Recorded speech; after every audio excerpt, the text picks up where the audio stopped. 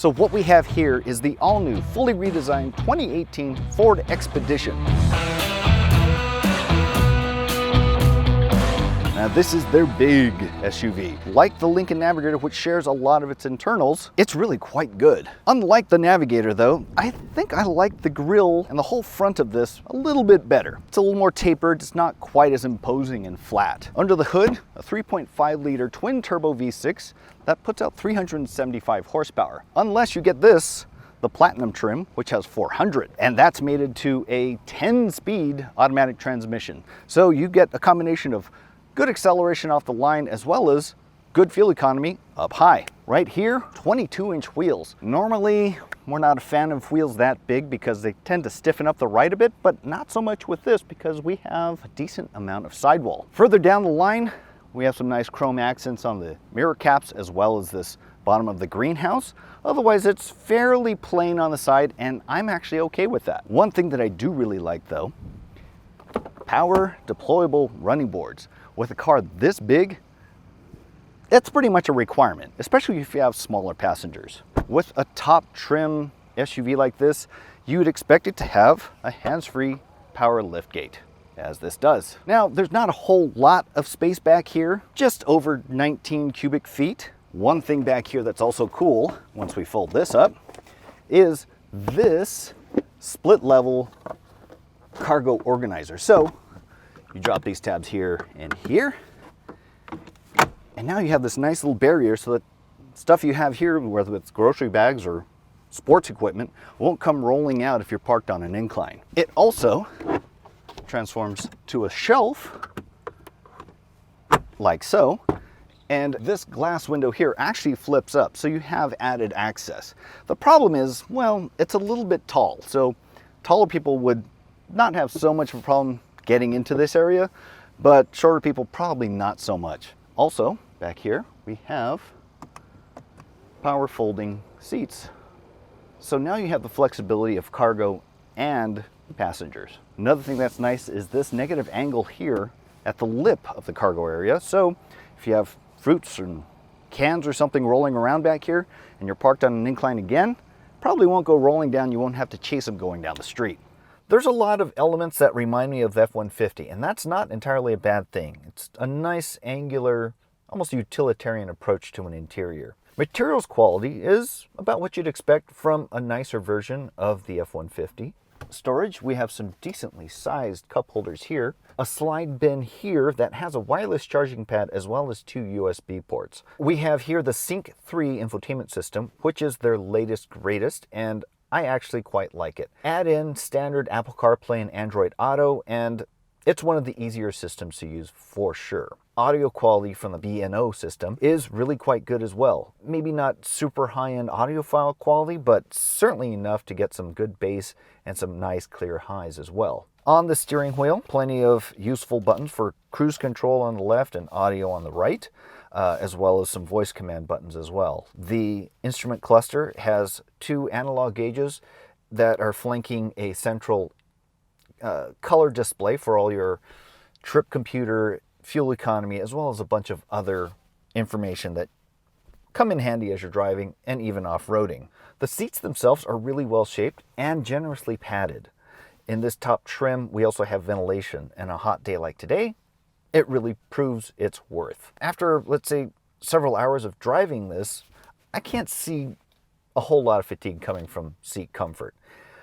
It's one of the better seats that you can get, and in this class, that's saying something. Under my elbow is a massive bin with a sliding tray as well that's removable. You're gonna fit a ton of stuff down there. Here in the second row seat, there's plenty of support. They do recline somewhat. That's quite a bit of travel right there. Materials quality, like the front, is also quite nice. I do like this kind of organic stitching they have here.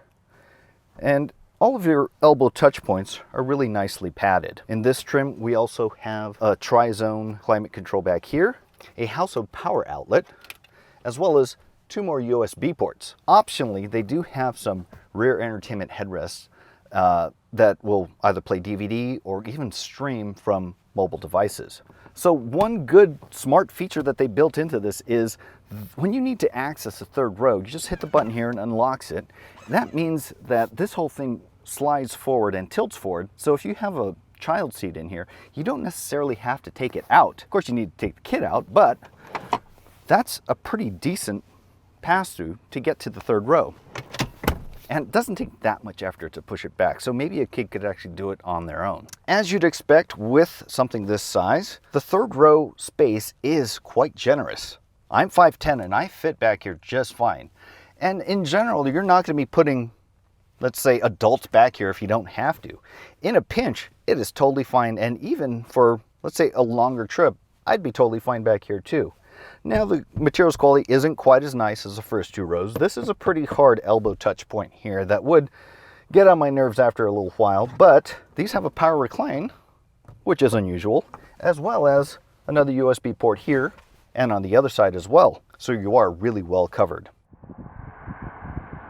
So from behind the wheel of the Expedition, I'm not going to say that it drives like a smaller SUV, but it doesn't drive bad at all. It doesn't feel like it's out of sorts on this winding mountain road. The suspension is doing a really good job of soaking up all the bumps, and you do have the option for adaptive suspension to stiffen things up or soften them up as you see fit. And even right now in the sustained long corner we're in, there's not a whole lot of body roll. It's really well managed. Now, we are riding quite high. You'll feel some undulations, especially with the left to right stuff, because you are riding so high, so it's like being at the end of a whip. Now we get to demonstrate its turning circle. Is it going to need? No. Actually, that's a really small turning circle, so that bodes really well for maneuverability if you're in a tight parking spot. And also if you need to do a bunch of U-turns on residential roads. So probably a lot fewer three-point turns than you'd expect. It's always a good idea to, instead of ride the brakes all the way down, is to shift into a lower gear, let the engine slow you down. So to do that, you hit the M button here in a manual mode, downshift, and there you go. I certainly would prefer to have the buttons on the steering wheel, either on the wheel itself or a paddle behind it, but as seldom as most people will use that, it's fine where they put it.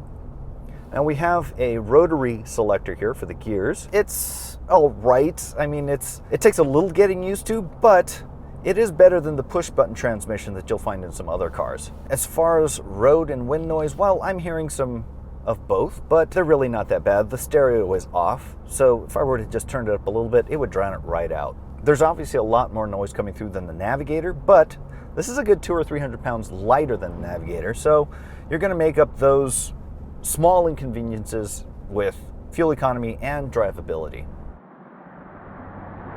In terms of visibility, well, this A-pillar is pretty thick. In a left turn, these windows are so wide, and that A-pillar is positioned at least well far away so that I'm not having to bob back and forth to see what's on the other side. This B-pillar over my shoulder is pretty thick. If I'm making a lane change, looking over my shoulder, I'm not going to see much.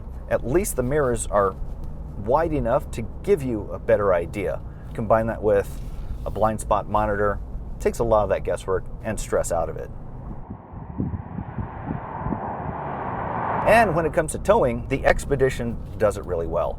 Just over 9,000 pound towing capacity, I believe.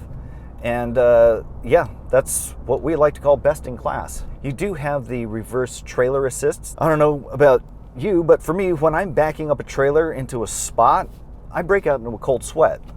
That essentially eliminates all the stress out of it because you're steering with this little dial rather than the steering wheel. It uses cameras and a bunch of other sensors to make sure that you're backing it right into where you want. It's a smart feature, not particularly new, but I really love it nonetheless. So I've spent quite a bit of time in this, the 2018 Ford Expedition, and I have to say I quite like it. There aren't a lot of SUVs that compete with this at this scale, the most notable being the Chevy Suburban. And I would take this over the Suburban pretty much in an instant. There are far less things you have to worry about as far as cargo space. The Suburban has kind of a 3-inch lift that you have to get over, and the ride quality isn't nearly as nice as this either. There are also quite a bit more features that you can get with the Expedition. Well, that's obviously a case of this coming out now versus 3 years ago when the Suburban did. But all in all, I really quite like it. It drives great.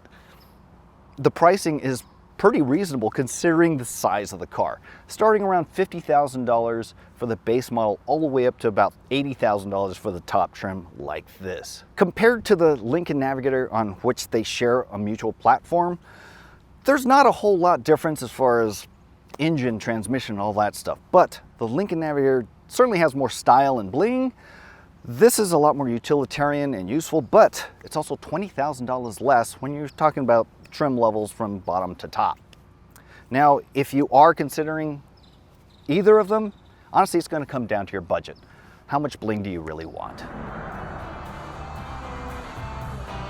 For more information on the Expedition as well as its competition, head over to Edmunds.com. And if you want to see more videos like this, hit subscribe.